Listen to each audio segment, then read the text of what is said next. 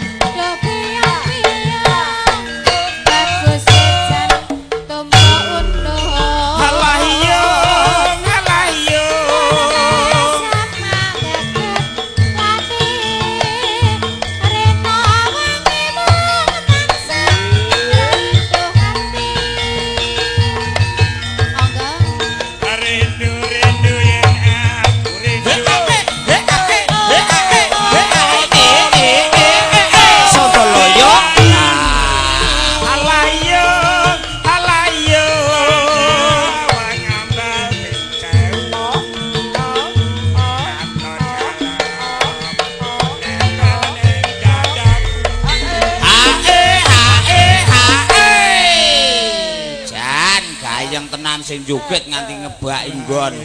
Nggih. Guntur madu. Ya tur mboten maido nek Guntur madu suasanane kaya ngeten. Nggih. Ya niku bose niku termasuk anak buah kula niku. Wih ngaten. Oh nggih, lah niku nderek paguyupane kula niku. Ya paguyupane sopir niku lah kula ketuane niku anak buah. Oh. Lah mula arepa sing kaya ngapa kedudukane kalah karo aku. Iya. Monggo.